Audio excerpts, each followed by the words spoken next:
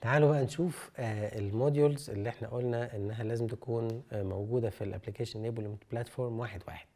نبتدي بالفيجوال ديفلوبمنت انفايرمنت، دي للبروجرامرز المحترفين هيتعاملوا معاها، وفي نفس الوقت دي اللي المفروض البيزنس اكسبرت اللي جوه الدومين وفاهم الدومين يتعامل معاها كانه بروجرامر.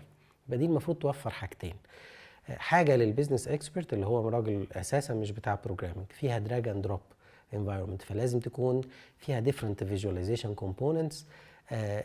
البروجرامر اللي جاي من الدنيا بتاعت البيزنس ده هيدراج الفيجواليزيشن كومبوننتس دي. ممكن تكون تشارت كفيجواليزيشن كومبوننت، لازم يلاقي ماب، لازم يلاقي دراجابل بلوجز مثلا، فيحط تشارت ويحط تحتها بلوج علشان الناس تتناقش على التشارت. لازم يلاقي دروب داون ليستس ويلاقي تشيك بوكسز، يلاقي different types of charts، line chart، bar chart، donut chart وهكذا. وبعدين يحط ده in a drag and drop way كده كأنه بيعمل باوربوينت سلايد، يحطها في البيج بتاعته ويقول انا عايز اليوزرز بتوعي لما يشوفوا البيج دي يلاقوا التشارت دي او يلاقي الماب دي وتحتها البلوج ده. طب ايه اللي هيتعرض في الماب؟ المعلومة اللي جاية في التشارت ايه هي؟ جوه الفيجواليزيشن كومبوننت لازم يكون في ليها شويه بروبرتيز تقول المعلومه اللي في التشارت جايه من ويتش ديفايس، والديفايس دي بعد هنختار كمان انها جايه من الديفايس رقم واحد، والديفايس رقم واحد دي بتبعت مثلا لو هي غلايه ففيها ضغط وفيها حراره وفيها لزوجه زي ما قلنا بالفيرتشوال سنسور. طيب هنعرض الحرارة، طب هنعرض الحرارة في وقت معين ولا آخر 10 قرايات للحرارة، ولا من وقت كذا لوقت كذا، ولا آخر 10 قرايات في آخر يومين أو 3. فمعناها إن لازم تكون الفيجوال ديفلوبمنت انفايرمنت دي مليانة اوبشنز وفيتشرز تسهل على الديفلوبر ده اللي هو أساسا مش بروجرامر. صحيح احنا بنقول عليه ديفلوبر لأن هو اللي هيديفلوب الابلكيشن، لكن تبقى كلها configuration parameters.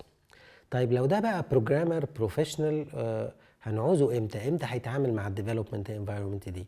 لما البروجرامر اللي هو جاي من البيزنس دومين الاكسبرت يوصل لنقطه معينه وعمل فيجواليزيشن للبيج وحط دروب داون ليست، وعايز بقى لما اختار من الدروب داون ليست دي الحاجه الفلانيه معلوماتها تطلع في التشارت، كل ده بالدراج اند دروب. لكن لو اخترت الحاجه دي بالتحديد في اليوم ده بالتحديد مش عايزها تطلع بالطريقه دي، عايز تطلع بطريقه تانية.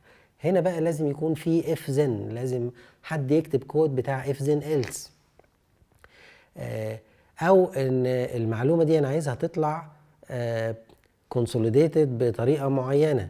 ففي اس كيو ال ستيتمنت. صحيح البلاتفورم بالفيجوال ديفلوبمنت انفايرمنت ممكن يكون في اس كيو ال كويري بيلدر، جرافيكال كويري بيلدر، لكن جايز يحتاج تعديل في الكويري اللي طلع. يبقى الاف زين ايلس وتعديلات الكويريز مين اللي هيكتبها؟ لازم راجل بروجرامر بروفيشنال. يجي يظهر هنا البروجرامر بروفيشنال ده لما البروجرامر الاولاني يقف وما يعرفش يكمل من هنا فين. البروجرامر البروفيشنال ده هيجي يعمل حاجه صغيره بس هيكتب فيها كود، فيبقى لازم في كود ويندو، لازم في اريا اغير فيها الاس كيو ال ستيتمنت. فيبقى لازم الفيجوال ديفلوبمنت انفايرمنت تكون صحيح سهله وكلها دراجابل كومبوننتس وكونفيجربل، بس لازم تكون فيها امكانيه ان انا اكتب كودنج. طبعا هنلاقي ناس وشركات جايين يقولوا لنا احنا عندنا ابلكيشن انيبلمنت بلاتفورم بس ما فيهوش الفيجوال ديفلوبمنت انفايرمنت دي. يبقى احنا كده وقعنا موديول مهم قوي. طبعا هنلاقي التبرير بتاع الحكايه دي ان هنسيب لك الحريه تستخدم اي فيجوال ديفلوبمنت انفايرمنت انت متعود عليها، او ديفلوبمنت انفايرمنت في اي بروجرامنج لانجوج تانية جايه مع فيجوال ستوديو ولا جايه مع اكليبس ولا اي دي اي بقى من اللي احنا البروجرامرز متعودين عليهم. كويس لما نعمل كده نبقى احنا وقعنا الحته بتاعت الايز اوف يوز، ووقعنا اليوزرز اللي جايين من البيزنس دومين استغنينا عنهم خالص. ف صحيح خلينا البروجرامرز البروفيشنالز بس هم اللي يشتغلوا، بس دول اساسا قليلين اللي فاهمين الاند تو اند ستوري بتاعت الاي او تي.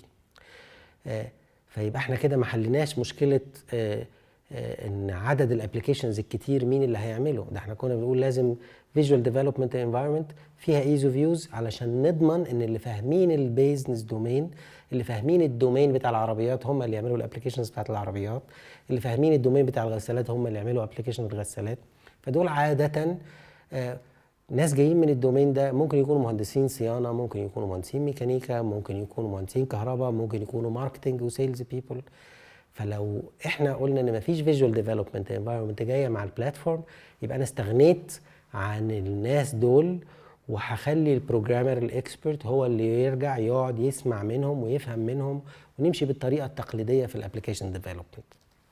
فالموديول بتاع الفيجوال ديفلوبمنت انفايرمنت اللي فيري تايتلي انتجريتد للابلكيشن انيبلمنت بلاتفورم كجزء منه، حتى ما نقدرش نقول عليه تايتلي انتجريتد، هو جزء منه. الورست كيس سيناريو يكون تايتلي انتجريتد، اقل من كده ما ينفعش. نسيب بقى الموديول ده ونشوف موديول تاني في الفيديو اللي جاي.